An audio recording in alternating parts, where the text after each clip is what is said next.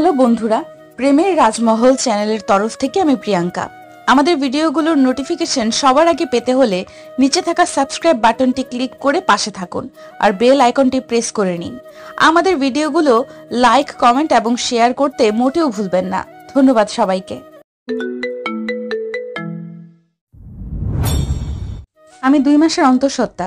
আমি এখনো পর্যন্ত জানতে পারিনি আমার সন্তানের বাবাকে। আর সেখানে আপনি এত বড় একজন বিজনেসম্যান হয়ে আমাকে বিয়ে করতে চাইছেন কেন মিস্টার অভিত রায়জাদা? আপনি আমার সম্পর্কে এত বড় একটা সত্যি জেনেও বিয়েতে এত excited? How is it possible? যেখানে আমি এসব শুনে হতবাক হয়ে গিয়েছিলাম, সেখানে আপনার কাছে কি নিজের ব্যবহারগুলো আশ্চর্যজনক লাগছে না? এক নাগারে কথাগুলো বলে ঘন ঘন নিঃশ্বাস ফেলে অভিদের দিকে দৃষ্টিপাত নিক্ষেপ করে রুহি। কিন্তু অভিদের মাঝে কোনো পরিবর্তন দেখতে না পেয়ে মনের ভেতরে থাকা রাগটা আরো দ্বিগুণ হয়ে গেল রুহির। অভিদ ডোন্ট কেয়ার ভাব নিয়ে পায়ের উপর পা তুলে সোফায় বসে কোল্ড ড্রিঙ্কস খেয়ে যাচ্ছে। অভিদকে ডোন্ট কেয়ার ভাব নিয়ে থাকতে দেখে রুহির মাথার রক্ত গরম হয়ে গেল। রুহি রেগে বলে ওঠে, আপনি কি শুনতে পারছেন না আমার কথা? আপনি কেন আমাকে বিয়ে করতে চাইছেন? আমি কিছুতেই এই বিয়ে করব না মিস্টার অভিত রায়জাদা। অভিদ এবার হাতে থাকা গ্লাসটা সামনে টি টেবিলে রেখে রুহির বরাবর দাঁড়িয়ে ঘন চুলগুলোতে হাত বুলিয়ে লিভিং রুম পর্যবেক্ষণ করে নিল। সব সার্ভেন্টরা রুহির দিকে ফ্যাল করে তাকিয়ে আছে, আর রুহির পেছনে রায়হান চুপ করে দাঁড়িয়ে আছে। অভিদ গম্ভীর গলায় সবার উদ্দেশ্যে বলে ওঠে, তোমাদের কি দাঁড়িয়ে থেকে তামাশা দেখার জন্য কাজে রাখা হয়েছে? যাও, যার যার কাজে যাও। অভিদের ধমক শুনে প্রত্যেকে ভয়ে কাঁপতে কাঁপতে ছুটে চলে গেল। আর রুহির কলিজা শুকিয়ে গেল অভিদের ধমক শুনে। অভিদ এবার রুহির দিকে তাকালো, শীতল দৃষ্টি নিক্ষেপ করে শান্ত গলায় বলে ওঠে, কথা বলা শেষ তোমার নাকি আরো কিছু বলবে? অভিদের কথা শুনে রুহির গায়ে কাঁটা দিতে লাগে। কিছুক্ষণ চুপ থেকে রুহি কাঁপা কাঁপা গলায় বলে, আমি আমার মতামত জানিয়েছি। এবার আপনি এই বিয়ে যে করে হোক বন্ধ করুন। অভিদ চোখের ইশারায় কিছু একটা বলল। রুহি বুঝতে না পেরে পেছনে তাকায়। পেছনে তাকাতেই রায়হান একবার রুহির দিকে তাকিয়ে চুপচাপ সেখান থেকে প্রস্থান করে। রুহি এবার ঢোক গিলে অভিদের দিকে তাকায়। রুহি কিছু বুঝে ওঠার আগেই অভিদ রুহির হাত চেপে ধরে টান দিয়ে সোফায় বসিয়ে দেয়। রুহির দিকে ঝুঁকে দাঁতে দাঁত চেপে বলে, আমি কি তোমার মতামত জানতে চেয়েছি? রুহি চোখ বড় বড় করে অভিদের দিকে তাকায়। ভয়ে মনে হচ্ছে হাট লাফিয়েই বেরিয়ে যাবে। অভিদের রক্তিম চোখ জোড়া দেখে রুহির গলা দিয়ে কোনো শব্দ বের করতে পারল না। অভিদ রুহিকে চুপ দেখে প্রচন্ড রেগে গেল। জোরে ধমক দিয়ে বলল, অ্যান্সার মি ড্যাম। আমি তোমার কোনো ডিসিশন জানতে চেয়েছি? রুহি ভয়ে চোখ বন্ধ করে নেয়।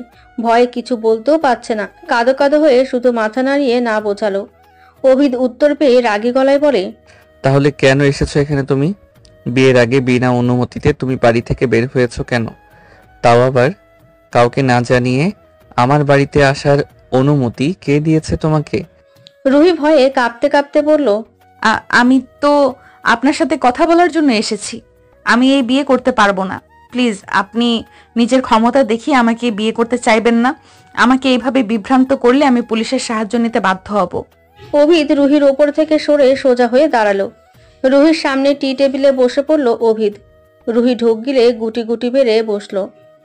অভিদ ফলের ওপর থেকে ছুরিটা হাতে নিয়ে সেটা দেখতে দেখতে বলে, কে বলেছে তোমাকে আমি ক্ষমতা দেখিয়ে তোমাকে বিয়ে করতে চাইছি? আগে বলো, তুমি এই বিয়েতে রাজি না কেন? রুহি একবার ছুরির দিকে তাকালো, আবার অভিদের দিকে তাকালো।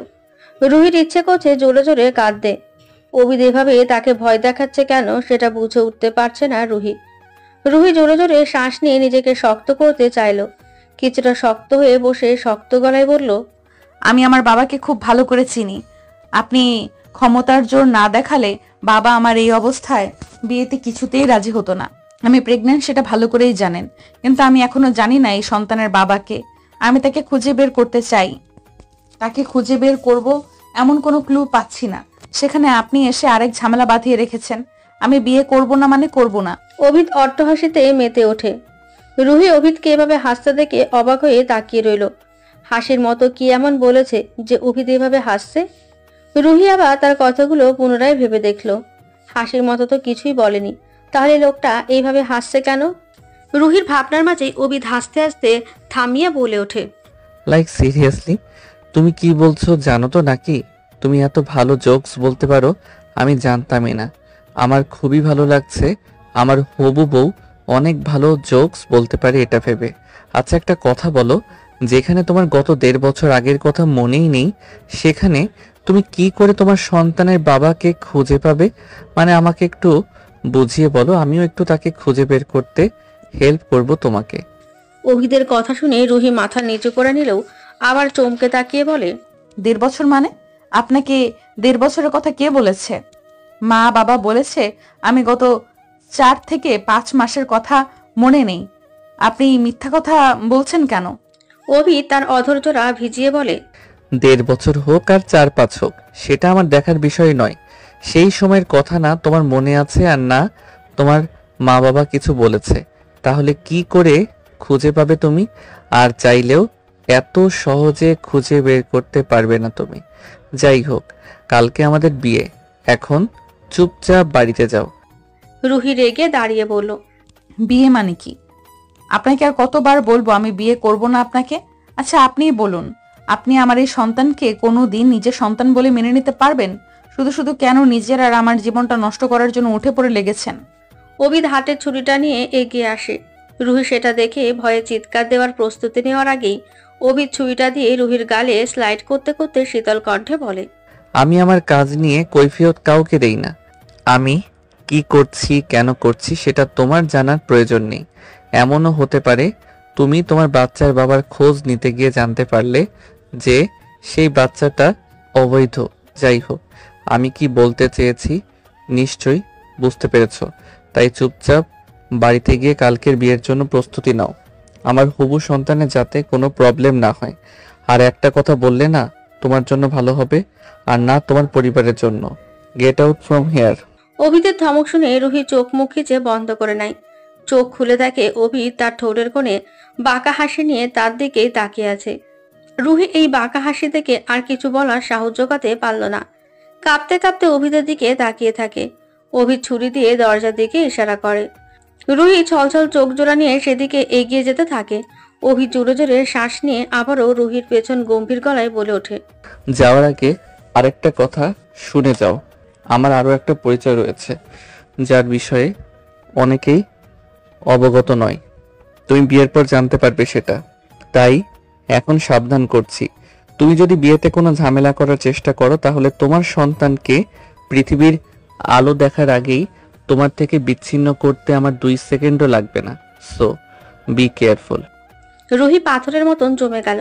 অভিদ কি করে এই কথাগুলো বলতে পারলো সেটা রুহি ভাবতে পারলো না। লোকটা এতটা নিষ্ঠুর, এই লোকটার সাথে কিভাবে থাকবে সে? ভাবতে ভাবতে রুহি চোখ থেকে কয়েক ফোঁটা পানি গড়িয়ে পড়ল। কিছুক্ষণ পাথরের মতো দাঁড়িয়ে থেকে কাঁদতে কাঁদতে ছুটে বেরিয়ে গেল বাড়ি থেকে। রুহির যাহার পথ চেয়ে তাকিয়ে থাকে অভিদ। কাঁধে কেউ হাত রাখতেই অভিদ একটা ঢোক গেলে পেছনে ফিরে তাকায়। পেছনে রায়হানকে দেখে চোখের কোণের অবাধ্য পানিগুলো গড়িয়ে পড়ে। রায়হান শক্ত হাতে অভিদের 2 কাঁধ ধরে বলে, পরিস্থিতির শিকার তোরা, এইটুকু তো মেনে নিতেই হবে তোকে। এত সহজে হার মানলে চলবে না অভিদ। এই পথের যাত্রা যখন শুরু হয়েছে, তাহলে দেখো কত দূরে যায়। তোর মাফিয়া আর বিজনেসম্যান হতে কম সময় লাগেনি। বছরের পর বছর যাওয়ার পর আজকে তোর এই রাজত্ব, সেখানে তুই এখনই হার মানলে তোর এত বছরের সব চেষ্টা বৃথা হয়ে যাবে। অভিদ রায়জাদা হয়ে এভাবে ভেঙে পড়লে চলবে না, শক্ত কর নিজেকে। অভিদ জোরে জোরে শ্বাস নিয়ে মাথা নেড়ে গম্ভীর গলায় বলে, বিয়ের সব কাজ শেষ করে আমাদের সবচেয়ে বড় কাজটা শুরু করতে হবে। তুই স্টেপ বাই স্টেপ বাকি কাজগুলো শেষ করে নে। রায়হান মাথা নেড়ে ঠিক আছে বলল। অভিদ হনহন পায়ে নিজের রুমের উদ্দেশ্যে চলে গেল। রুহি নিজের বাড়িতে ঢুকেই প্রথমে বাবাকে দরজার সামনে দাঁড়িয়ে থাকতে দেখল। রুহি মাথা নিচু করে তার সামনে গিয়ে দাঁড়ালো। আনিল আহমেদ গম্ভীর গলায় বলে, কোথায় গিয়েছিলে তুমি আমাদের কাউকে কিছু না বলে? রুহি উত্তর না দিয়ে চুপচাপ দাঁড়িয়ে রইল। আনিল আহমেদ রুহিকে চুপ দেখে বলে, কি হলো, চুপ করে আছো কেন? ভেতরে এসে বলো কোথায় গিয়েছিলে। আনিল আহমেদ রুহির রাস্তা থেকে সরে দাঁড়াতেই রুহি ধীর পায়ে লিভিং রুমে গিয়ে বসে। চারদিকে তাকিয়ে বুঝতে পারলো সবাই তার জন্যই অপেক্ষা করছিল। রুহি গুটি মেরে বসে রইল। রুহির মা সানিয়া বেগম চিন্তিত হয়ে বলে, কোথায় গিয়েছিলি তুই? এ অবস্থায় তোকে বাড়ি থেকে বের হতে নিষেধ করেছিলাম আমি। আমার কথা শুনিসনি, তার উপর গাড়িও না নিয়ে চলে গিয়েছিস। আমরা যে চিন্তা করছি সেই কথা খেয়াল আছে তোর? রুহি অভিদের সব কথা ওদের বলবে বলে ঠিক করলো। রুহি সবার দিকে চোখ বুলিয়ে নেয়। বাড়ির লোক ছাড়া বাইরের কোনো মানুষই নেই এখানে, তাই অভিদের ভয় দেখানো সব কথা একে একে বলে দেয় রুহি। সব কথা বলার পর দেখলো পরিবেশটা একদম নীরব হয়ে আছে। রুহি তার বাবার দিকে আকুতি ভরা চাহনি দিয়ে বলে, আব্বু দয়া করে আপনি এই বিয়েটা বন্ধ করুন। আপনি কেন রাজি হয়েছিলেন? যার সাথে বিয়ে ঠিক করেছেন সেই লোকটাই আজকে এত বড় একটা হুমকি দিয়েছে। তার সাথে আমি কিভাবে কাটাবো সারা জীবন? আনিল আহমেদের বড় মেয়ের এরকম আকুতি দেখে খুবই মায়া লাগলো, কিন্তু সেটা একদমই প্রকাশ করলো না। বিয়েটা না হলে যে তার মেয়ের জীবন এমনি ধ্বংস হয়ে যাবে, বাবা হয়ে কি করে সেটা হতে দেবে? আনিল আহমেদ নিজেকে শক্ত রেখে বলল, তোমাকে যা বলা হয়েছে তাই করতে হবে, এর বাইরে কিছু করবে না, এটা আমার আদেশ। একটা কথা মনে রেখো, আমরা যা করছি সব তোমার ভালোর জন্যই করছি এবং করব, তো এইসব নিয়ে ভাববে না। আর তাও যদি তোমার কোনো কথা থাকে তাহলে বলবো, তোমার সন্তানের কথা চিন্তা করে আমাদের মান সম্মানের কথা ভেবে বিয়েটা করো। আনিল আহমেদ তার কথা শেষ করে দ্রুত পায়ে সেখান থেকে প্রস্থান করেন। রুহি স্তব্ধ হয়ে বসে রইল। তার বাবার কথাগুলো তার মনে এক বাধা সৃষ্টি করেছে।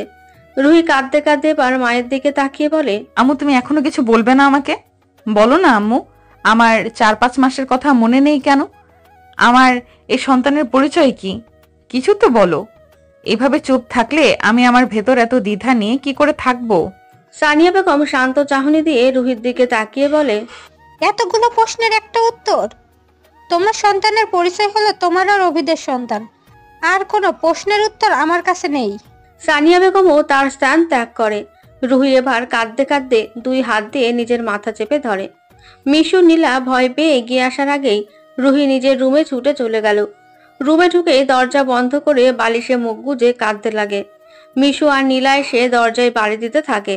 মিশু চেঁচিয়ে বলে, পড়বি তো, তোর বাচ্চার কথা তো একবার চিন্তা করতে হবে তো। মিশু নীলা এভাবে প্রায় ডাকতে ডাকতে ক্লান্ত হয়ে পড়ে। আধ ঘন্টা পর রুহি দরজা খুলেই নীলাকে জড়িয়ে ধরে ঢুকরে কাঁদতে কাঁদতে বলে, আপু দেখেছো, কেউ আমার কোনো প্রশ্নের উত্তর দিচ্ছে না। তুমি আমাকে বলবে কি হয়েছিল প্লিজ আপু? নীলা ঢোক গিলে মিশুর দিকে তাকালো। মিশু প্রচুর আশঙ্কা নিয়ে তাকিয়ে আছে। ডানে বায়ে মাথা নেড়ে কিছু বলতে নিষেধ করে। নীলা রুহির মাথায় হাত বুলিয়ে বলে, সব বলবো, আগে তুই শান্ত হয়ে নে, তারপর বাকি সব। মিশু প্রচুর আশঙ্কা নিয়ে তাকিয়ে আছে। ডানে বায়ে মাথা নেড়ে কিছু বলতে নিষেধ করে। নীলা রুহির মাথায় হাত বুলিয়ে বলে, সব বলবো, আগে তুই শান্ত হ, তারপর বাকি সব। মিশু আর নীলা রুহিকে রুমে এনে বসিয়ে দিল। নীলা রুহির চোখ মুছিয়ে দেয়। রুহি এখনো হিচকি তুলছে। নীলা চোখ মুছতেই আবার চোখ পানি ভরিয়ে তোলে। কাঁদো কাঁদো গলায় বলল, বলো আপি, তোমরা তো সব জানো তাই না? নীলা মুচকি হাসি দিল। রুহি হাত জোড়া নিজের কোলে রেখে বলে, আজ রুহি তুই অভিদ রায়জাদার বাড়ির ঠিকানা কোথায় পেয়েছিস? মানে তুই তো অভিদ ভাইয়ার পূর্ব পরিচিত না, আবার তোর কাছে ফোনও নেই যে তুই নেট থেকে বের করবি। কোথায় পেয়েছিস তুই? রুহি ফ্যাল করে তাকিয়ে থাকে নীলার দিকে। মিশু রুহির মুখের সামনে চুটকি বাজিয়ে বলে, কি রে, তুই এভাবে তবদা মেরে বসে আছিস কেন? আবু কি জিজ্ঞেস করছিস, শুনেছিস? রুহি অবাক স্বরে বলে, আমি জানি না, ভুলে গিয়েছি আমি কিভাবে গিয়েছিলাম। আমি তো সত্যিই চিনতাম না ওই এলাকা। আমি অজান্তেই এক ট্যাক্সি নিয়ে সেখানে চলে গিয়েছি। জানো আপু, বাড়িটা দেখে আমার কেমন যেন লেগেছিল। নীলা একবার মিশুর দিকে তাকিয়ে আবার রুহির দিকে তাকিয়ে জিজ্ঞাসা স্বরে বলে, আর অভিদ ভাইয়াকে দেখে, ওনাকে দেখে তোর কি পরিচিত লেগেছে? রুহি বিরক্তিকর স্বরে বলে, আর পরিচিত? বাড়িতে এতগুলো বডিগার্ড সার্ভেন্ট দেখে আমার মাথা ঘুরছিল। আর ওই অভিত রায়জাদাকে দেখে তো আমার রাগে মাথা টকবক করছিল। রুহি তার কথা শেষ করে ফুঁসতে লাগলো। নীলা দীর্ঘ নিঃশ্বাস ফেলে বলে, ঠিক আছে, এবার একটু রেস্ট কর, কালকে তোর বিয়ে, তাই কম ধকল যাবে না তোর উপর। আজকে ভালো করে রেস্ট নে। রুহি তাড়াহুড়ো করে বলে, কিন্তু তুমি তো বলেছিলে আমাকে সব বলবে। নীলা রুহির কথা শুনেও না শোনার ভান করে রুহির মেডিসিন বের করে সেগুলোতে একটা স্লিপিং পিলো অ্যাড করে রুহির হাতে দিয়ে কড়া গলায় বলে, এখনো এগুলো খাবি? রুহি নীলার কথা শুনবে বলে তাড়াতাড়ি সব মেডিসিন খেয়ে নিল। পানির গ্লাস রেখে কিছু বলতে নিলেই নীলা রুহিকে টেনে বিছানায় শুয়ে মাথায় হাত বুলিয়ে দিতে থাকে। রুহি বারবার একই কথা বলতে বলতে ঘুমিয়ে পড়ে। নীলা আর মিশু স্বস্তির নিঃশ্বাস ফেলে রুহি ঘুমিয়ে যাওয়ায় মিশু নীলাকে বলে, আপু তুমি তোমার রুমে চলে যাও, আমি রুহির কাছে থাকবো। নীলা সম্মতি জানিয়ে রুম থেকে বেরিয়ে যায়। মিশু ল্যাপটপ এনে রুহির পাশে বসে থাকে। নীলা নিচে এসে দেখলো তার বাবা মাত্রই অভিদের সাথে কথা বলে ফোন রাখে। নীলা আনোয়ার এহসানের সামনে গিয়ে দাঁড়িয়ে বলে, বাবা কালকে কি সত্যি ওদের বিয়ে হবে? তোমার কি মনে হয় এত সব কিছু এমনি ঘটেছে? কালকে অভিদের হাতে আমরা আমাদের মেয়েকে তুলে দিব। নীলা আর কোনো কথা বাড়ালো না। আনোয়ার এহসান আর আনিল আহমেদ দুজন কালকের বিষয় নিয়ে আলোচনা করতে থাকে। সানিয়া বেগম আর নয়না বেগম রান্নাঘরে চলে যায়। আনিল আহমেদ এখানকার ভার্সিটির সম্মানিত একজন প্রিন্সিপাল স্যার। প্রায় 10 বছর ধরে এই ভার্সিটিতে রয়েছেন তিনি। আনোয়ার এহসানের কয়েকটা নিজস্ব ফ্যাক্টরি রয়েছে। রুহি আর রাইমা আনিল আহমেদ আর সানিয়া বেগমের 2 মেয়ে। রাইমা কলেজের স্টুডেন্ট। নীলা, নিলয়, মিশু, আনোয়ার এহসান আর নয়না বেগমের 3 ছেলে মেয়ে। নীলা অনার্স কমপ্লিট করে এখন একটা প্রাইভেট কোম্পানিতে জব করেছে আর নিলয় একজন ডক্টর। নিলয় কয়েকদিন আগে ক্যাম্পিং এ গিয়েছে। মিশু এখনো তার স্বপ্নের ফ্যাশন ডিজাইনার নিয়ে পড়াশোনা চালিয়ে যাচ্ছে। অন্ধকার সিক্রেট রুমে অভিদের ল্যাপটপের আলোটা বেশ ছড়িয়ে রয়েছে। অভিদ সামনে চেয়ারে বসে রাশভারী চাহনি দিয়ে ল্যাপটপের স্ক্রিনে তাকিয়ে রয়েছে এক মনে। ল্যাপটপের স্ক্রিনে কারো কারো অসহায়ের মুখশ্রী দেখে অভিদের মনে জ্বলে থাকা প্রতিশোধের আগুন হিম শীতল হয়ে আসছে। সিক্রেট রুমের দরজা খুলে রায়হান সেখানে প্রবেশ করে। অভিদের ঠোঁটের কোণে বাঁকা হাসি লেগে রয়েছে। সেটা দেখে রায়হানও বাঁকা হাসি দিয়ে এগিয়ে আসে। রায়হানের উপস্থিতি টের পেয়ে অভিদ গম্ভীর গলায় বলল, ফুপির কোনো খোঁজ পেয়েছিস? রায়হানের মুখ মলিন হয়ে গেল। নিচু গলায় বলে, না, এখনো কোনো খোঁজ পাইনি। অভিদ দাঁতে দাঁত চেপে বসে থাকে। এত বছর ধরে একটা মানুষকে খুঁজে যাচ্ছে, কিন্তু আজ পর্যন্ত সেই মানুষের কোনো অস্তিত্ব খুঁজে পেল না। অভিদ আঙুল দিয়ে জোরে জোরে নিজের কপাল ঘষতে থাকে। কিছুক্ষণ পর নিজেকে শান্ত করে হাসি মুখে বলে, মিস্টার সিনিয়র রাইজারা কবে আসছে? অভিদের কথা শুনে রায়হানের চোখে মুখে চরম বিরক্তি আর রাগ প্রকাশ পেল। রাগে কিরমির করতে করতে বলে, ওই লোকটাকে কিভাবে সহ্য করিস তুই? ওই জানোয়ারকে দেখলেই আমার মাথা গরম হয়ে যায়। ইচ্ছে করে ওকে মেরে ফেলি আমি। ওকে মেরে আমি নিজে মরে গেলেও কোনো কষ্ট থাকবে না আমার। অভিদ চোয়াল শক্ত করে চোখ রাঙিয়ে রায়হানের দিকে তাকায়। রায়হান মুখ বাঁকিয়ে আস্তে করে বলে, ঠিক আছে, আর বলবো না। খবর পেয়েছি তোর সিগারেট থুকু সিনিয়র মশাই আগামী মাসে বিডিতে আসার প্ল্যান করছে। অভিদ এক ভুরু উঁচু করে তাকিয়ে থেকে কিছু একটা ভাবতে থাকে। আমি গভীর চাহনি দিয়ে পর্যবেক্ষণ করেও কিছু ধরতে পারলাম না। অভিদ কিছুক্ষণ পর গভীর গলায় বলে, কালকে সকালে অফিসে যাব, তৈরি থাকিস। বলেই অভিদ তার লাইব্রেরির সমান এক স্তূপ থেকে কয়েকটা লাইন বের করতে থাকে। রায়হান বিস্ময় নিয়ে বলে, কি কালকে তোর বিয়ে আর তুই কালকে অফিসে যাবি? অবিশ্বাস। অভিদ বিরক্তিকর চাহনি দিয়ে রায়হানের দিকে তাকালো। রাশভারী কণ্ঠে বলে, আমি কাজ ফেলে রাখতে চাই না। কালকে অফিসে যেতেই হবে, না হলে আবার এক বিপদ আসবে। রায়হান মাথা চুলকে বলে, তাই বলে বিয়ের দিন? এটা কি ঠিক? অভিদ তার দরকারি ফাইল নিয়ে বেরিয়ে যেতে যেতে বলে, সবই ঠিক। কালকে বিয়ের ব্যস্ততায় 1 ঘন্টার জন্য অফিসে গেলে আই থিঙ্ক কেউ টের পাবে না। এইটা আমাদের জন্য সঠিক সময়। এবার তুই রুম থেকে বেরিয়ে আয়। রায়হান মাথা নেড়ে বেরিয়ে গেল রুম থেকে। অভিদ সিক্রেট রুম লক করে পাশ থেকে বইয়ের ক্যাবিনেট টেনে সেই দরজার সামনে এনে ক্যাবিনেটের একটা সুইচের টিপ দিতেই ক্যাবিনেটের নিচের 2 চাকাগুলো আর দেখা গেল না, মানে লুকিয়ে গেল, যার কারণে পুরোটা রুমকে সমান মনে হচ্ছে। রুম থেকে এখানে কোনো সিক্রেট রুম আছে বলে কেউ ধরতেই পারবে না। অভিদ স্টাডি রুম থেকেও বেরিয়ে লক করে নিজের রুমে চলে গেল। সকালে ঘুম থেকে ওঠার পর আজকে সারাদিন রুহি কারোর সাথে কথা বলেনি। রুহির মনে প্রচন্ড অভিমান জড়ো হয়েছে, কালকে কেউ কিছু না বলায়। রুহিকে সকাল থেকে কেউ কিছু খাওয়াতে পারেনি। রুহি তার রুমের দরজা বন্ধ করে তবদা মেরে বসে রয়েছে। এদিকে বিয়ের সময়ও ঘনিয়ে আসছে, অথচ রুহি এখনো তৈরি হয়নি। বাড়ির প্রত্যেকে রুহির রুমের দরজার সামনে এসে দাঁড়িয়ে আছে। সবাই যত কথাই বলুক না কেন, রুহির একটাই কথা, সে এই বিয়ে করবে না। প্রায় অনেকক্ষণ পর দরজার বাইরে আর কোনো ডাক শুনতে না পেয়ে রুহি বিছানায় মাথায় এলিয়ে দেয়। রুহি বোন, দরজা খোল, দেখ আমি এসেছি। বাইরে থেকে নিলয়ের গলার শব্দ পেয়ে রুহি আবার লাফিয়ে উঠে বসে। দৌড়ে দরজার সামনে দাঁড়িয়ে বলে, ভাইয়া তুমি কখন এসেছো?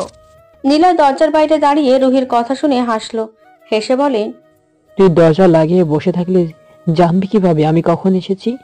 এবার দয়া করে দরজা খুলুন ম্যাম, আমার পা ভেঙে যাবে আরো দাঁড়িয়ে থাকলে।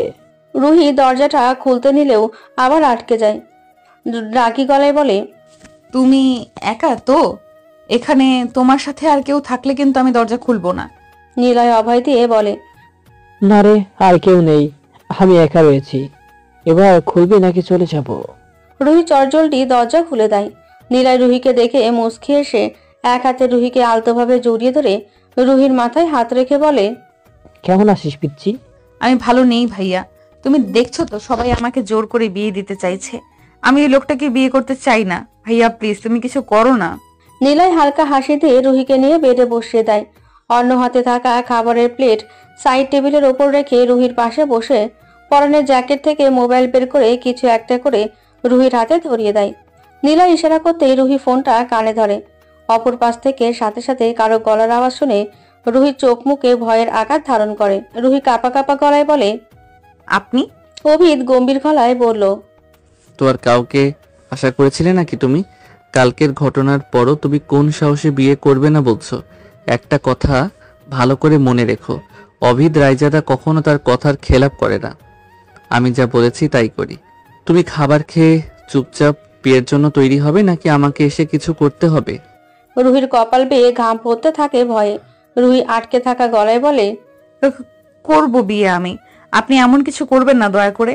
অভিদ এবার রুহির কথা শুনে ক্ষান্ত হয়, স্বাভাবিক গলায় বলে, গুড, চুপচাপ বিয়েতে বসো। একটু এদিক সেদিক হলে কি হবে সেটা নাই বললাম, সেটা না হয় রিয়েল লাইফে লাইভ দেখিয়ে দেব। অভিদের কথা শেষ হতেই ফোনে টু টু শব্দ হতে থাকে। অভিদ কল কেটে দিয়েছে বুঝতে পেরে রুহি কান থেকে মোবাইল সরিয়ে নীলয়ের দিকে বাড়িয়ে দেয়। নীলয় মোবাইল নিয়ে চিন্তিত স্বরে বলল, কি বলেছে? নীলয়ের প্রশ্ন শেষ হতেই রুহি ফুপিয়ে কেঁদে ওঠে। নীলয় রুহির পাশে বসে আলতোভাবে রুহিকে জড়িয়ে ধরে বলল, কাঁদছিস কেন পাগলি? অভিদ কিছু করবে না তোদের, দেখবি তোদের বিয়ের পর সব ঠিক হয়ে যাবে। রুহি কাঁদতে কাঁদতে বলে, আমার সাথে এমন কেন হলো ভাইয়া? এসব তো কিছুই হওয়ার কথা ছিল না। আমার জানা মতে আমি তো কারোর সাথে কোনো অন্যায় করিনি, তাহলে এমন কেন হলো? নীলয় রুহির চোখ মুছিয়ে দিয়ে বলল, হুশ, কিছুই হয়নি, সব ঠিক আছে। তুই ছোটবেলায় স্বপ্ন দেখতি না একটা ছোট্ট রাজপুত্র এসে তোকে তার রাজ্যের রানী করে নিয়ে যাবে? ধরে নে আজকে সেই সময়, সবকিছুই ভুলে যা। আবার বলছি, বিয়ের পর তোর মনে যত প্রশ্ন আছে সব প্রশ্নের উত্তর পাবি তুই। রুহি চোখ মুছে কান্না বন্ধ করে চুপ করে বসে রইল। নীলয় অনেক কষ্টে রুহিকে খাবার খাইয়ে দেয়। পরে নীলা মিশু রাইমাকে পাঠায় রুহিকে তৈরি করার জন্য। রুহি মুখ দিয়ে আর কোনো কথা বের হলো না, চুপচাপ সব সহ্য করতে থাকে। রুহি আর অভিদের বিয়ের পর্ব শেষ হয়, কিন্তু বিয়ের কিছু কিছু কাজে রুহি অনেক বেশি অবাক হয়েছে। যেমন রুহিদের বিয়েতে পরিবারের বাইরে একটা লোকও উপস্থিত ছিল না। নীলাকে জিজ্ঞেস করে রুহি জানতে পারে পরিবারের বাইরে কাউকে ইনভাইট করা হয়নি। আবার রুহির জানা মতে অভিদের মতো এত বড় একজন বিজনেসম্যান এত নর্মাল ভাবে বিয়ে করেছে ভাবতেই কিছুটা অবাক লাগলো রুহির। বিয়েতে অভিদের বডিগার্ডরা আর রায়হান ছাড়া আর কোনো মিডিয়া বা কোনো কিছু চিহ্ন ছিল না, আর না কোনো পরিবারের কাউকে দেখেছে। বিয়ের নীতি অনুযায়ী কবুল বললেও কোনো কাগজে সাইন করতে হয়নি। বলতে গেলে বিয়ের প্রত্যেকটা স্টেপে রুহি অবাক হয়েছে, তবে কাউকে প্রশ্ন করতে গিয়েও রুহি করতে পারেনি, কারণ অভিদ রুহিকে একদম তার পাশে বসিয়ে রেখেছে, না নড়তে দিচ্ছে আর না কিছু বলার সুযোগ দিচ্ছে। রুহি দাঁতে দাঁত চেপে চুপচাপ বসে আছে। বাড়ির সবার হাসি মুখ দেখে রুহির প্রচন্ড পরিমাণ রাগ লাগছে। তাকে মূর্তির মতো বসিয়ে রেখে সবাই উৎসব লাগিয়ে রেখেছে। অভিদ রুহির এক হাতের ওপর হাত রাখতেই রুহির গায়ে কারেন্টের মতো শক খেলো। রুহি চোখ বড় বড় করে সামনে তাকিয়ে থাকে। চোখ বড় বড় করে মাথা ঘুরিয়ে অভিদের দিকে তাকাতেই অভিদ ঠোঁট বাঁকানো হাসি দিয়ে বলে, কালকে তো একা একা সাহস দেখিয়ে আমার বাড়িতে চলে গিয়েছিলে, আবার আমার কোনোদিন বিয়ে করবে না এটাও বলেছিলে, তো আজকে বিয়েটা আটকাতে পারলে না? রুহি দাঁতে দাঁত চেপে অভিদের হাতের নিচ থেকে নিজের হাত সরিয়ে নিয়ে চোয়াল শক্ত করে বলে, আজকের পর আরো কত কি দেখতে হবে, সেগুলো তো তোমার ভাবনার ধরাছোঁয়ারও বাইরে। সেগুলো শোনার পর তোমার রিয়াকশন কেমন হবে সেগুলোই ভাবছি। রুহি প্রকোচকে তাকিয়ে থেকে অভিদের থেকে চোখ সরিয়ে নিল। এভাবে তাকিয়ে থাকলে তো আর কিছু জানতে পারবে না, তাহলে শুধু শুধু তাকিয়ে থাকার কি দরকার? লোকটার দিকে। ভেবে রুহি মুখ ভেঙচি দিল। বিদায়ের সময় বাড়ির সবার চোখে পানি জলজল করছিল। রুহি নিজেও কাঁদছিল, কিন্তু অভিমান করে নিলয়, মিশু, নীলা আর রাইমা ছাড়া আর কারোর সাথে কথা পর্যন্ত বলেনি। চোখে পানি নিয়ে গাড়িতে উঠে বসে রুহি। অভিতও কিছুক্ষণ পর এসে গাড়িতে উঠে বসে। অভিতের রুমের গোল বেডের মাঝে অবাক হয়ে বসে আছে রুহি। চোখ ঘুরিয়ে ঘুরিয়ে পুরো রুম দেখতে থাকে। রুমে কোনো সাজসজ্জা নেই। বাসর ঘরে নাকি অন্য কোনো রুমে বসে আছে সেটা এখনো বুঝে উঠতে পারল না রুহি। বেডের সামনে অভিদের একটা বড় ফটো ফ্রেম টাঙানো রয়েছে। দেয়ালেও আরো কয়েকটা ফটো ফ্রেম রয়েছে। রুমটা প্রচন্ড পরিমাণ বড়। বড় হবারই কথা। এত বড় প্যালেসের মতো একটা বাড়িতে নিশ্চয়ই ছোট ছোট রুম থাকবে না। রুহি এসব ভাবনা বাদ দিয়ে অভিদ এখনো না আসায় উঠে বারান্দায় চলে যায়। বারান্দায় আসতেই রুহির মুড চেঞ্জ হয়ে গেল। একগাল মিষ্টি হাসি দিয়ে আনন্দিত চোখে মুখে পুরো বারান্দা দেখতে লাগলো। ব্যালকনিটা পুরাই অন্যরকম ভাবে সাজানো। লতা পাতা ফুলের সাজানো দোলনা দেখে রুহি দৌড়ে গিয়ে সেখানে বসে পড়ে। দোলনায় বসে রুহি খুশি মনে বিড়বিড় করে বলে, লোকটা খারাপ হলেও লোকটার পছন্দ খারাপ না। কি সুন্দর করে সাজানো ব্যালকনিটা। আমার ইচ্ছে করছে এখানেই সারা রাত থেকে যাই। মন ভালো হলেই চলবে। এই শীতের রাতে এখানে থাকা তোমার চলবে না। অভিদের কথা শুনে রুহি চমকে অভিদের দিকে তাকায়। অভিদ ব্যালকনির দরজার সাথে হেলান দিয়ে বুকে হাত ভাঁজ করে দাঁড়িয়ে আছে। রুহি অভিদকে দেখে সাথে সাথে উঠে দাঁড়ায়। অভিদ হালকা হেসে বলে, এসব তোমারই সাজানো। তোমার ছাড়া আর কারো অধিকার নেই এখানে বসার। রুহি অবাক হয়ে বলে, আমার সাজানো মানে? আমি কিভাবে কবে সাজিয়েছি এসব?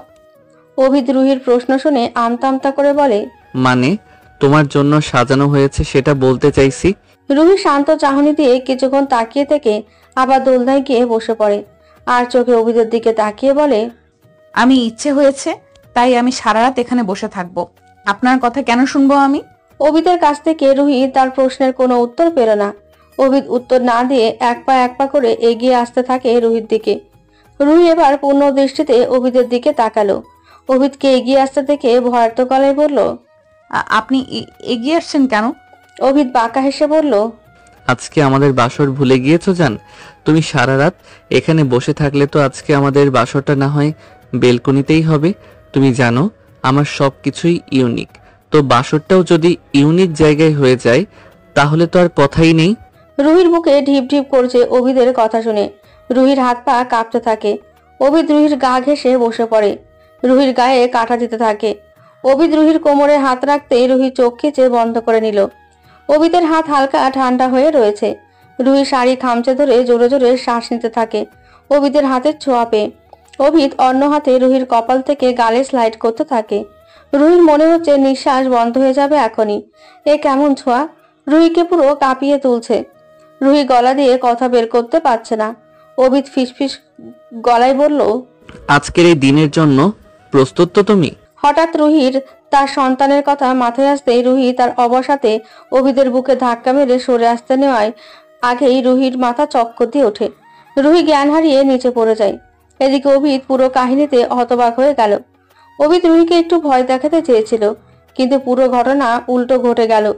অভিদ ভয় পেয়ে নিচে বসে রুহির মাথাটা নিজের বাহুতে নিয়ে রুহির গালে আলতোভাবে গাল চাপড়ে ডাকতে থাকে, রুহি, এই রুহি, রুহি চোখ খোলো।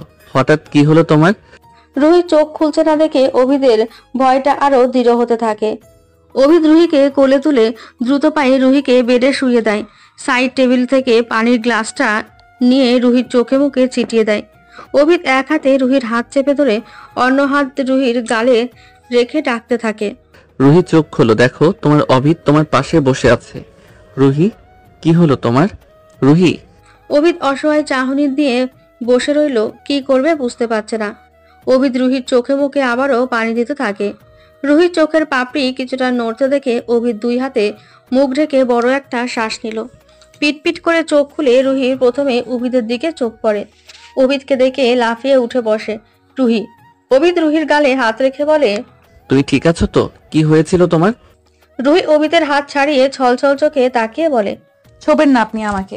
আমি প্রেগনেন্ট জানা সত্ত্বেও আপনি আমার সঙ্গে স্বামী স্ত্রীর সম্পর্ক করতে চাইছেন? আপনি মানুষ নাকি অন্য কিছু? অভিদের মাথা গরম হয়ে গেল। রেগে ধমক দিয়ে বলে, চুপ, আমাকে কি তোমার এতটা নিচু মনে হয় যে নিজের সন্তানকে নিয়ে ভাববো না? আমি জাস্ট একটু ভয় দেখাতে চেয়েছিলাম, কিন্তু তুমি তো। অভিদের ধমক শুনে ভয় পেলেও অভিদের পুরো কথা শুনে রুহি মাথা নিচু করে নিল। অভিদ বড় করে একটা শ্বাস নিয়ে বলে, যাও ফ্রেশ হয়ে এসো। রুহি চুপচাপ উঠে চলে গেল ওয়াশরুমে। কিছুক্ষণ পর ফ্রেশ হয়ে আসতেই অভিদ রুহিকে জোর করে এক প্রকার বেঁধে নিজ হাতে খাবার খাইয়ে দিয়ে মেডিসিন খাইয়ে দিল। রুহি ঘুমিয়ে পড়ার পর অভিদ রুহির কপালে চুমু বসে রুহির হাত জড়িয়ে ধরে শুয়ে থাকে। কতদিন পর আবার এই প্রিয় মানুষটাকে কাছে পেল ভেবেই অভিদের মন ভালো হয়ে গেল। সকাল হতেই রায়জাদা বাড়িতে মিডিয়া প্রেসের হামলা পড়েছে।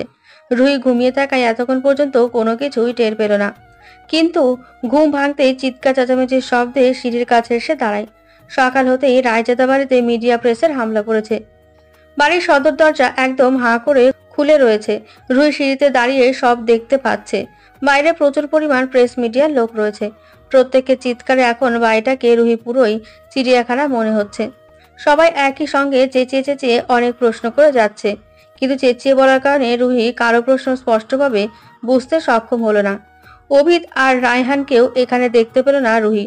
অভিদের সব বডিগার্ডরা মিডিয়াদের আটকে রেখেছে কোনো রকমে, কিন্তু সবগুলো মিডিয়ার লোক ঠেলে ঠুলে ভেতরে ঢুকতে চাইছে। রুহি ওদের কাজ দেখে দাঁতে দাঁত চেপে ধরে বিড়বিড় করে বলে, কিরকম বেহায়া হলে এমন করে বুঝতে পারছি না আমি। সবাইকে বের করে দিচ্ছে, তাও মিডিয়াগুলো বেহায়ার মতো ভেতরে ঢোকার চেষ্টা করছে। আত্মসম্মান বলতে কিছু নেই ওদের।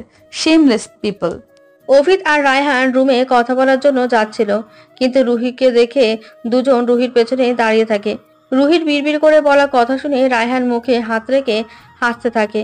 অভিদও মুখ টিপে হাসে। অভিদ হাসি থামিয়ে ধীর গলায় রুহিকে ডাক দিল পেছন থেকে। রুহির সাথে সাথে পেছনে ঘুরে তাকালো।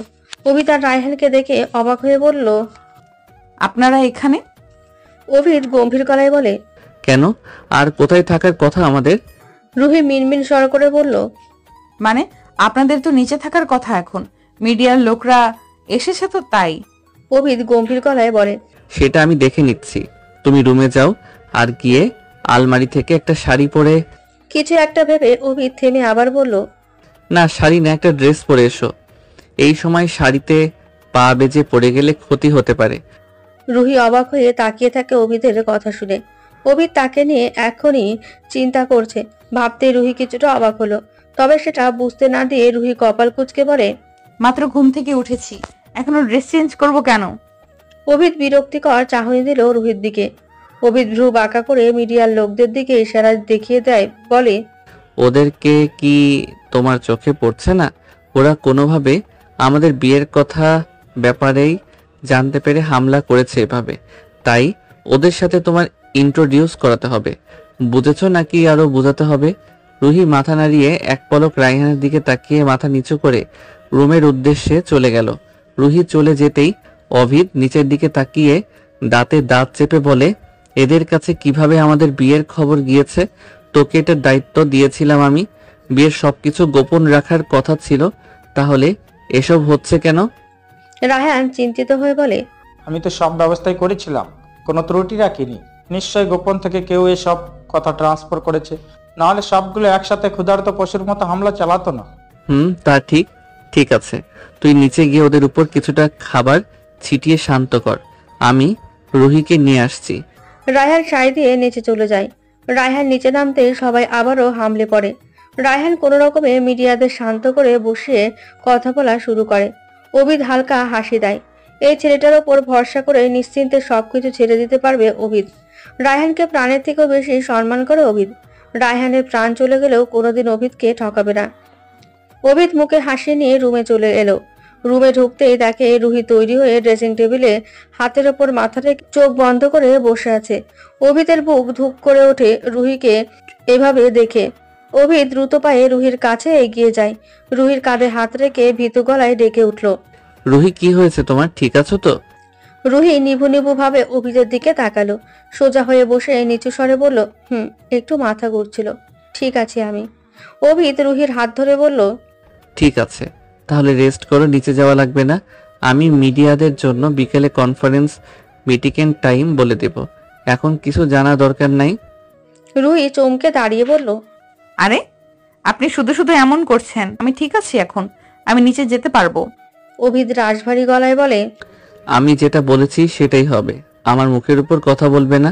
অভিদের একরোখা কথা শুনে রুহির অভিদের ভয় দেখানোর কথাগুলো মনে পড়ল।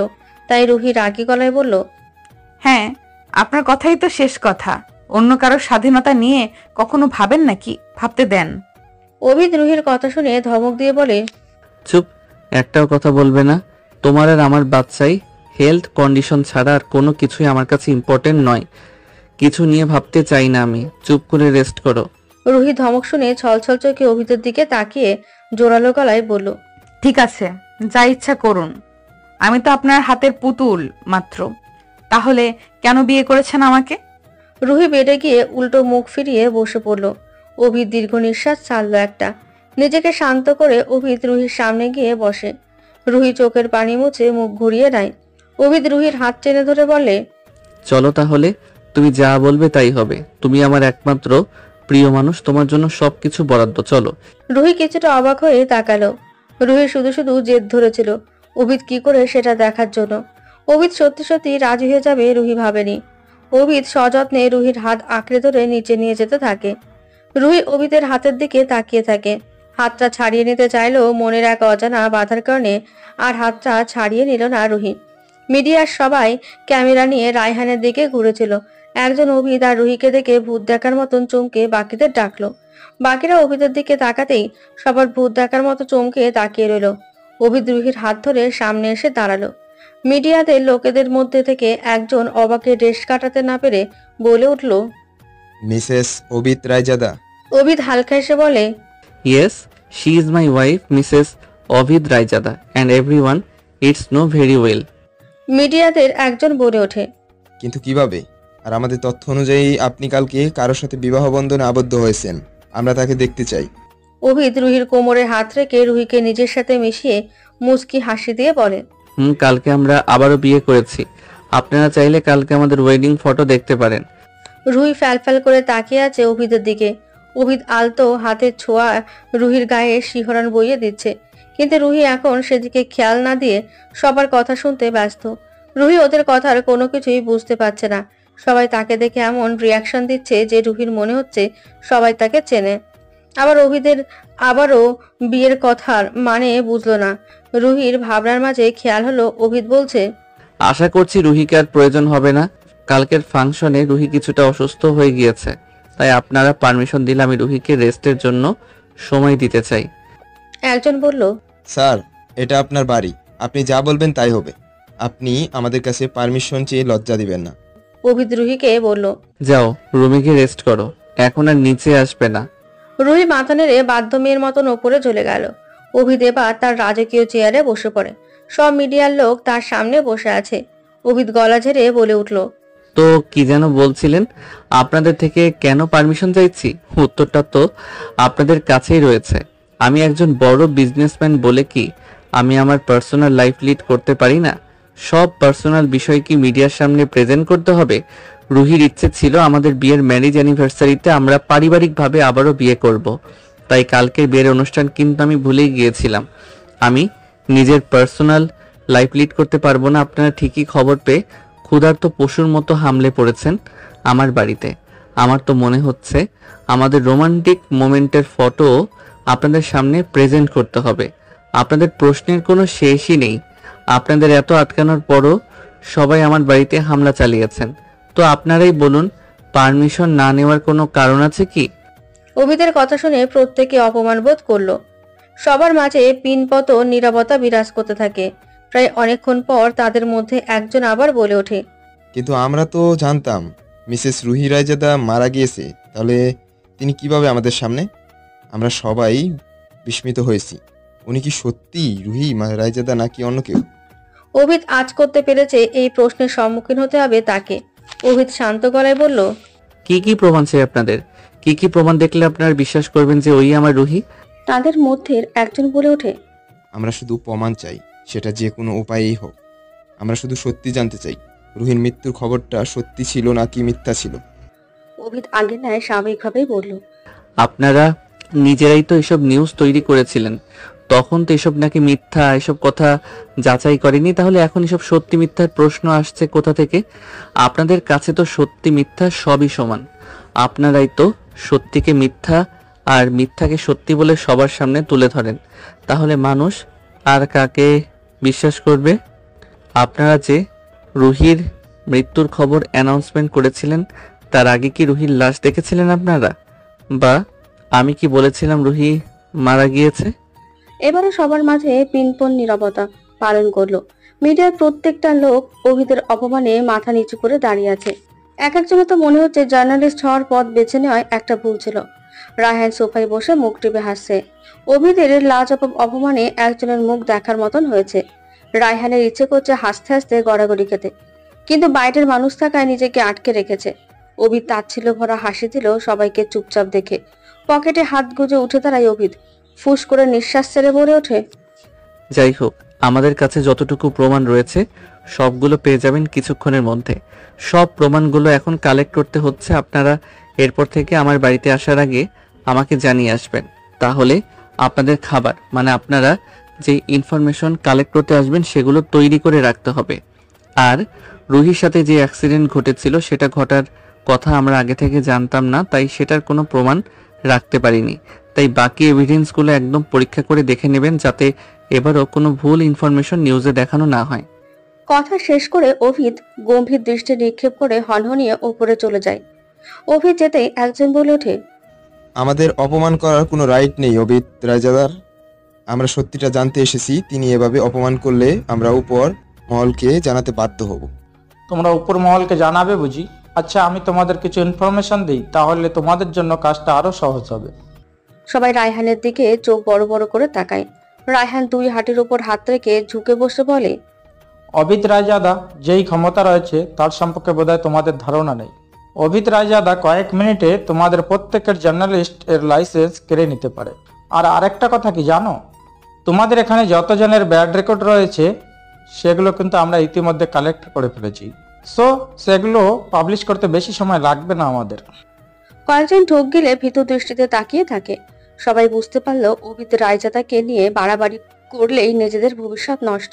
কিছুক্ষণ পর কয়েকজন বডিগার্ড আর একজন ডক্টর আসে। মিডিয়াদের অনেক প্রমাণই দেখানো হয়। অভিদ রুহিকে আহত অবস্থায় হসপিটালে নিয়ে আসে।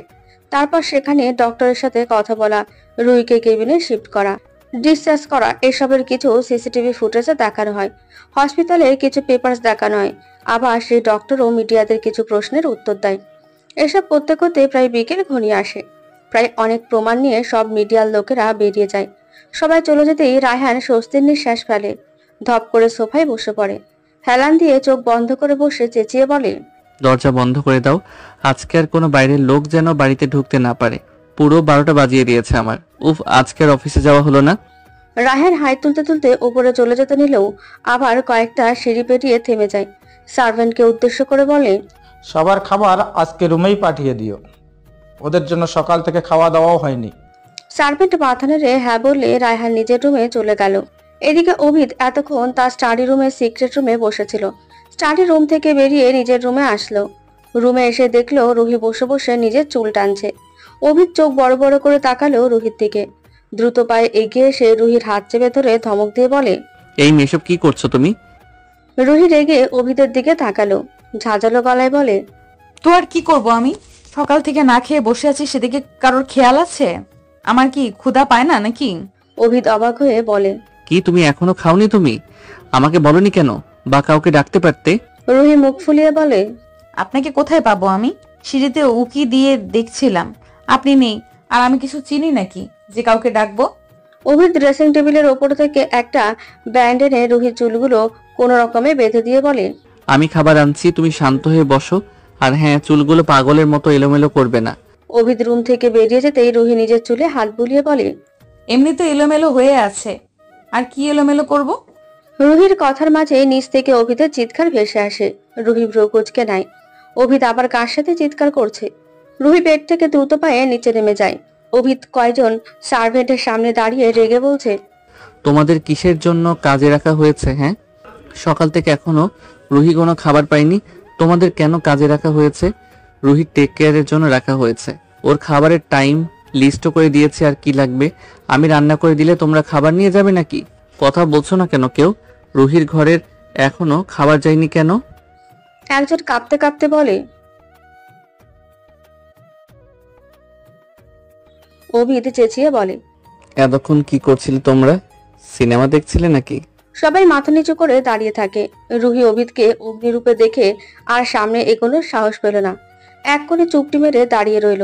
অভিদ ধমক দিয়ে বলে, যাও কাছে যাও, আর কোনোদিন এমন হলে সবার এমন অবস্থা করব। সবাই এক প্রকার দৌড়ে কিচেনে ছুটে গেল। অভিদ হনহনিয়ে চলে যাওয়ার সময় রুহিকে দেখতে পেল। রুহি ভীতু দৃষ্টিতে তাকিয়ে আছে অভিদের দিকে। অভিদ জোরে শ্বাস নিয়ে নিজেকে শান্ত করে রুহির কাছে এগিয়ে যায়। রুহি অভিদকে এগিয়ে আসতে দেখে ঢোক গিলে বলে, আমি কিছু করিনি তো। অভিদ চোখে হাসলো রুহিকে ভয় পেতে দেখে, শান্তভাবে বলে, উপরে চলো। রুহি মাথা নেড়ে গুটি গুটি পায়ে উপরে যেতে থাকে। অভিদের ঠোঁট চেপে হাসতে হাসতে উপরে চলে যায়। রুহি রুমে গিয়ে চুপচাপ বসে থাকে। খাবার আসতেই অভিদ খাবার নিয়ে রুহির সামনে বসে। রুহি মিনমিন গলায় বলে, আমি হাত দিয়ে খেতে পারবো। অভিদ রাশভারী গলায় বলল, একটা কথা আজকে থেকে মনে রাখবে, তোমাকে প্রতিদিন আমি খাইয়ে দেব। আমার কাজে একদম ডিস্টার্ব করবে না।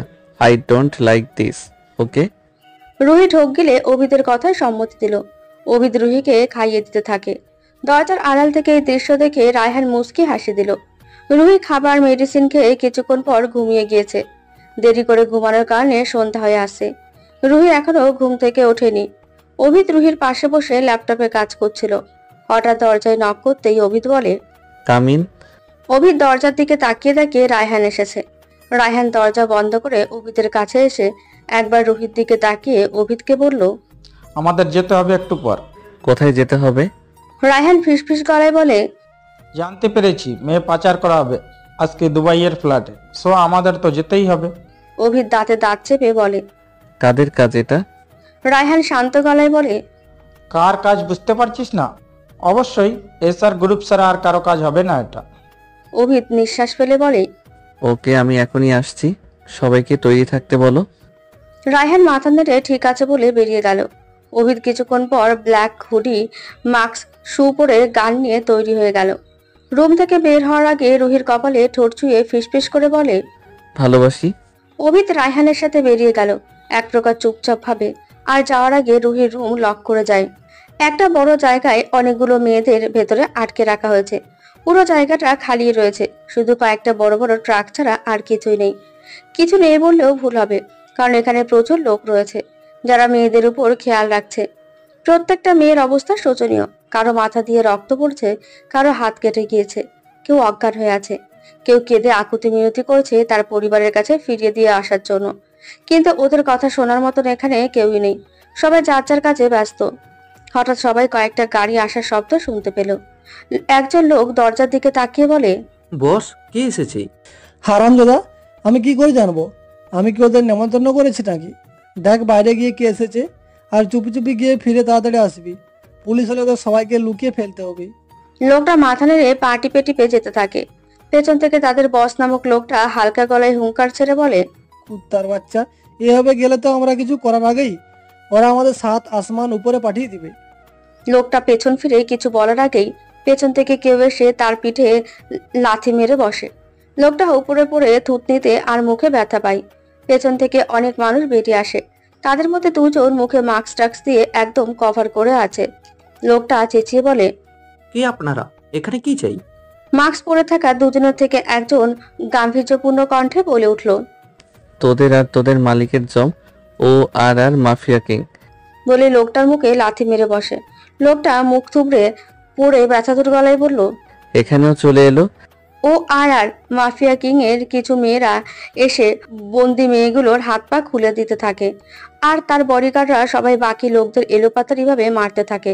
আর পাচারকারী লোকদের সাথে থাকা তাদের বসের মাথায় গান ঠেকিয়ে তাকে তাদের গাড়িতে নিয়ে পেছনে বেঁধে বসিয়ে রাখা হলো। গাড়ির ভেতরে থেকে লোকটা ছটফট করতে থাকে ছাড়া পাওয়ার জন্য, কিন্তু কোনো কাজই হলো না। মিনিট দুয়েক পর গাড়ি খুলে দুজন মাস্ক পরা ব্যক্তি ভেতরে বসে।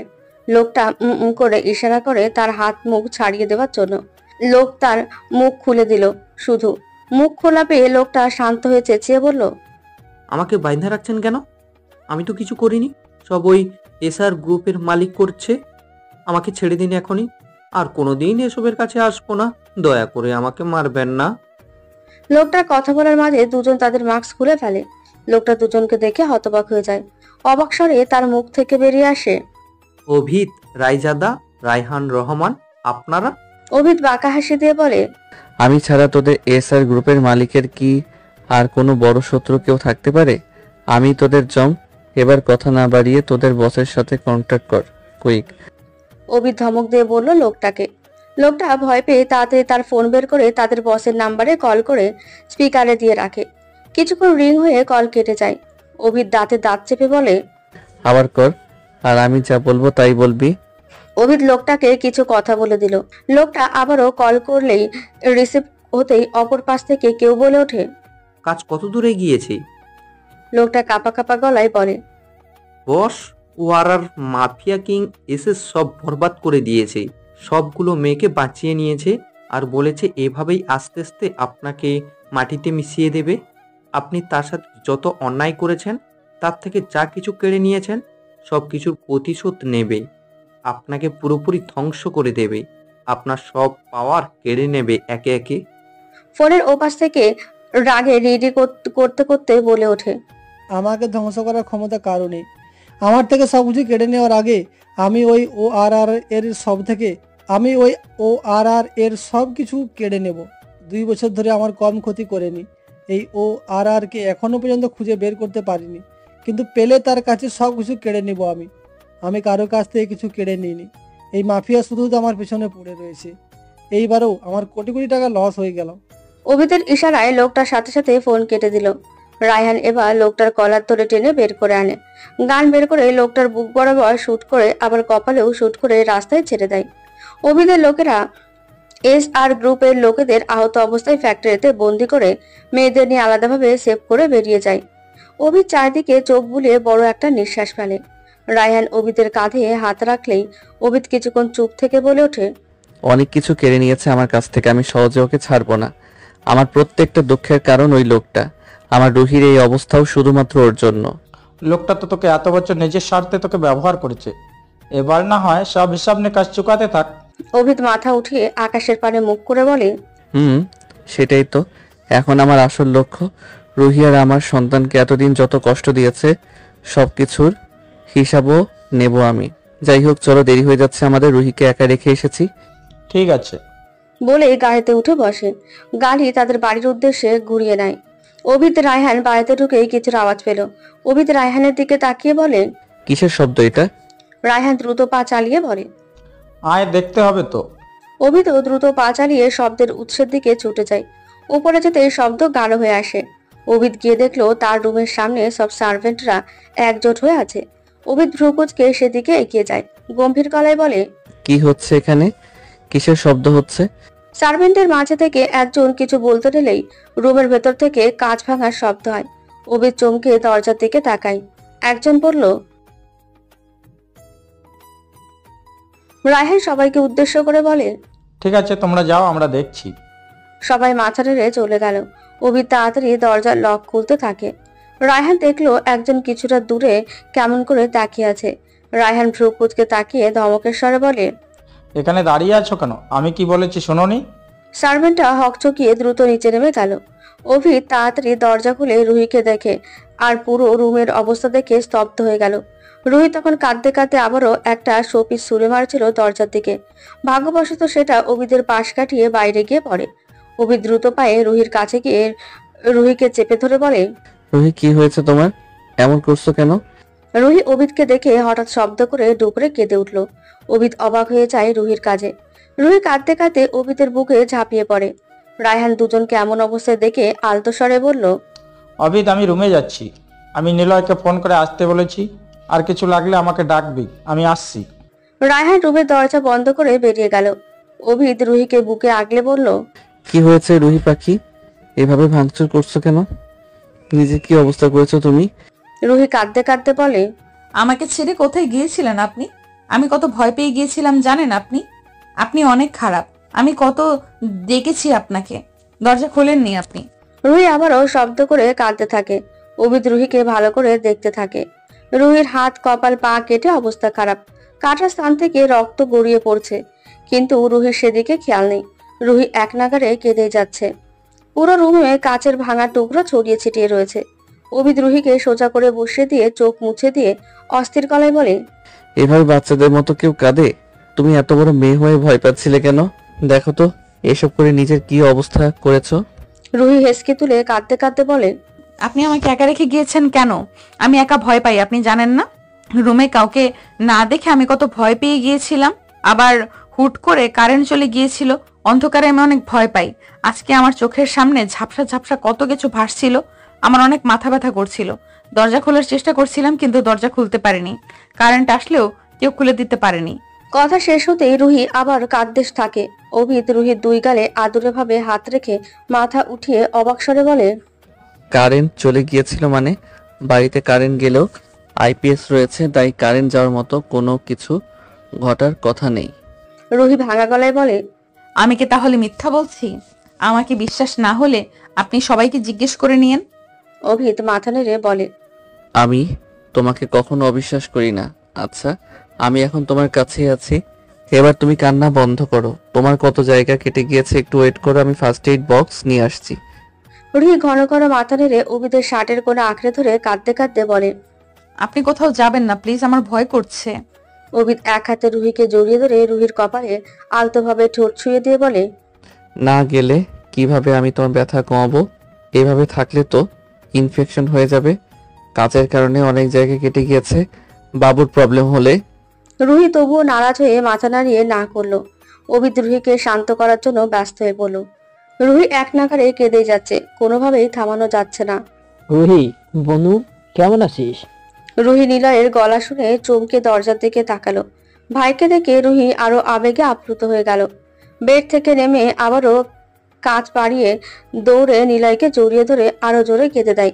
অভিদ রুহিকে উদ্দেশ্য করে ধমকের স্বরে বলল, এই মেয়ে, দেখতে পাচ্ছ না তুমি কাজ আছে? এমনি পা কেটে ফেলেছো, আবার কাটা পা নিয়ে দৌড়াচ্ছ কেন?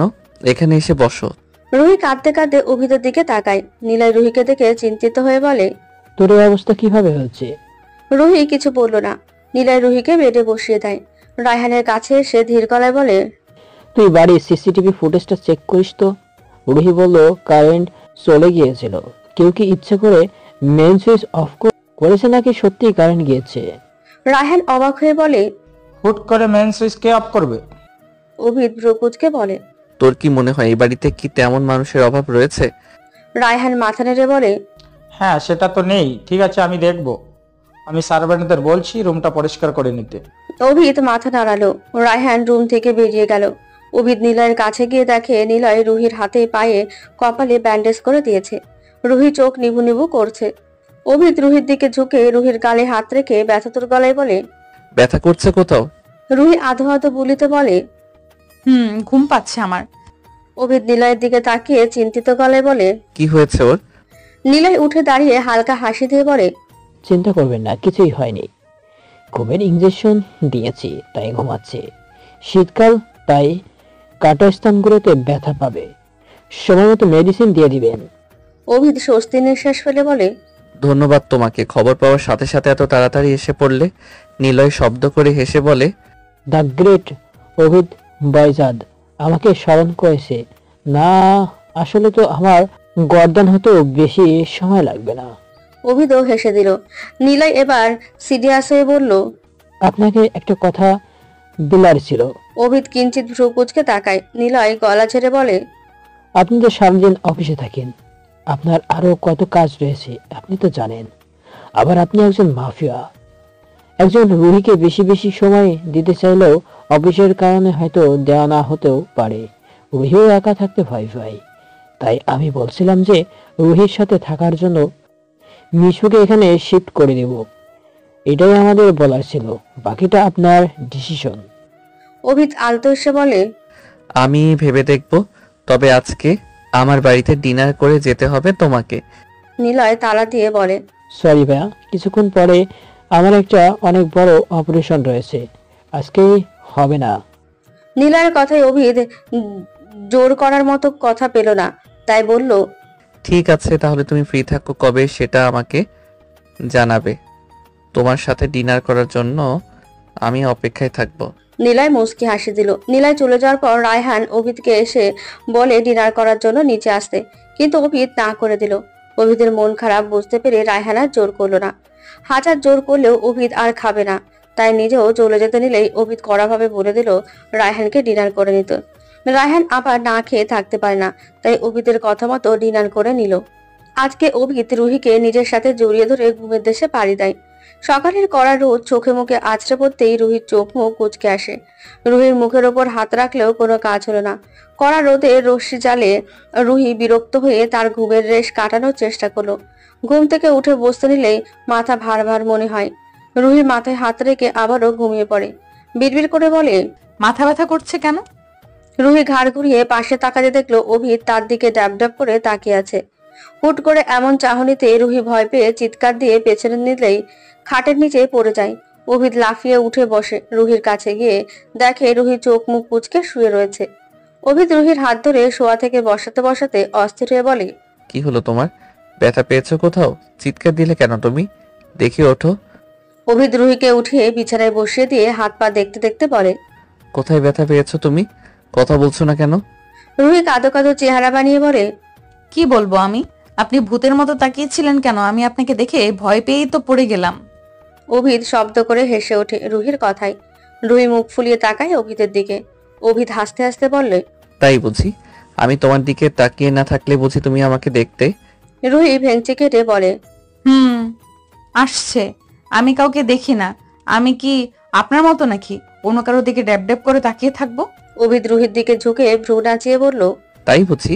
আমি আমার বউকে দেখেছি, এতে কার কি? আমি চাইলে আমার বউকে কিসও করতে পারি। ওয়ান্না সি ইট? রুহির চোখ বড় বড় করে তাকালো অভিদের দিকে। অভিদ ঠোঁট কামড়ে রুহির দিকে তাকায়। রুহি লজ্জায় মাথা নামিয়ে নেয়। অভিদ কিছুটা ফিসফিস করে বলে, কি হলো? টমেটো হয়ে গেলে কেন? তুমি চাইলে কিন্তু আমি কিস করতেই পারি। রুহি লজ্জায় আরো নুয়ে যায়। রাগ দেখানো তো দূর কথা, মুখ দিয়ে কথা বের করার মতো অবস্থা খুঁজে পেল না নিজের মধ্যে। অভিদ আবারও ঠোঁট কামড়ে হাসলো। অভিদ সোজা হয়ে দাঁড়ায় রুহিকে স্বাভাবিক করার জন্য বলে, কেমন লাগছে এখন শরীর? রুহি নিচু স্বরে বলে, ভালো। ঠিক আছে, তুমি ফ্রেশ হয়ে নাও, আমি নিচে যাচ্ছি। আর তুমি হাঁটতে পারবে তো? রুহি মাথা নেড়ে বলে, জি পারবো। অভিদ রুহির হাত ধরে দাঁড় করিয়ে বলে, কোথায় দেখি, আমার সামনে হেঁটে দেখাও তো। রুহি ভ্রু কুঁচকে বলে, হেঁটে দেখাবো কেন? আপনি কি আমাকে দেখতে এসেছেন নাকি এইভাবে হাঁটতে বলছেন? অভিদ চোখ রাঙিয়ে বলে, বেশি কথা বলো তুমি, চুপচাপ হাঁটো আমার সামনে।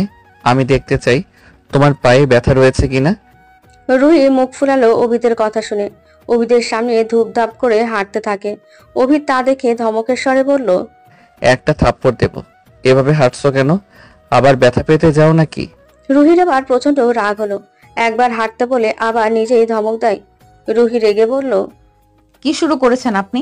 একবার হাঁটতে বলেন আবার নিজেই আমাকে ধমক দিচ্ছেন কেন? অভিদ রেগে বলে, আমি কি তোমায় এভাবে হাঁটতে বলেছি?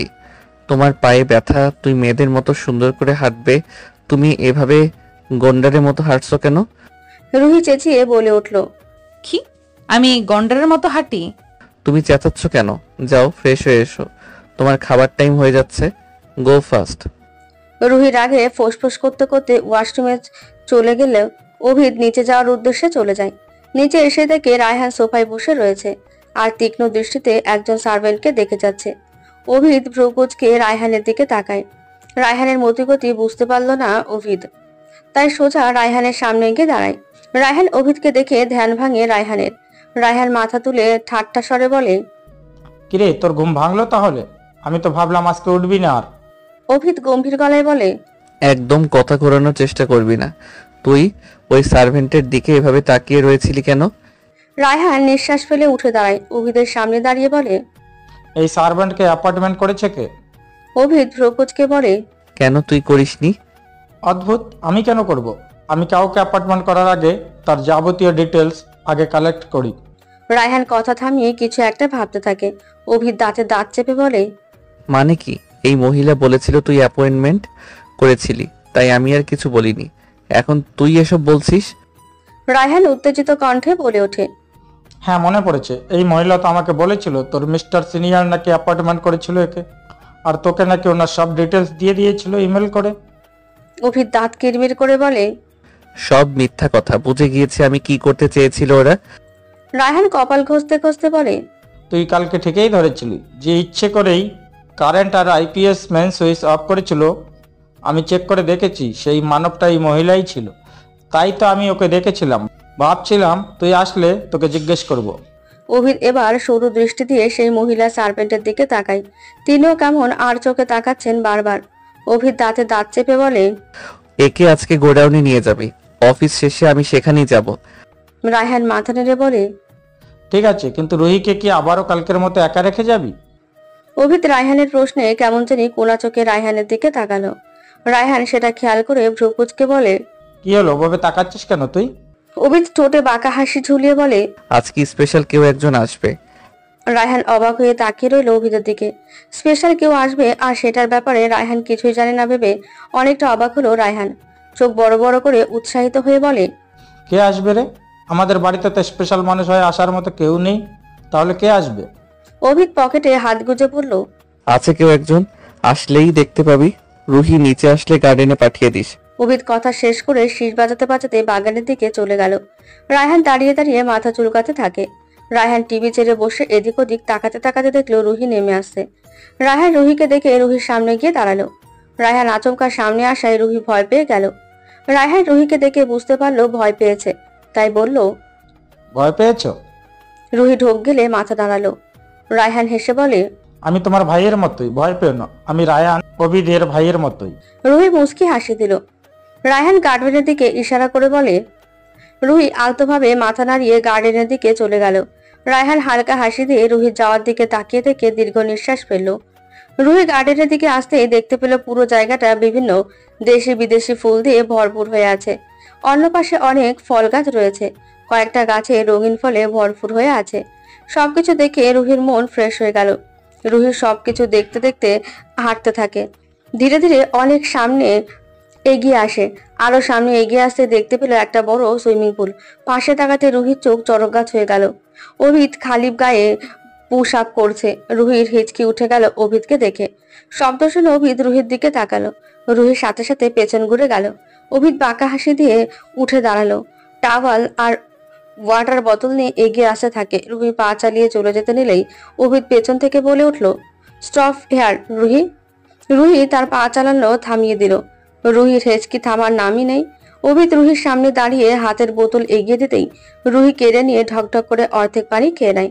অভিত হুট করে রুহির কোমর জড়িয়ে ধরে নিজের সাথে মিশিয়ে ঠোঁট চেপে হেসে বলে, Ruhi, you looking so hot and cute.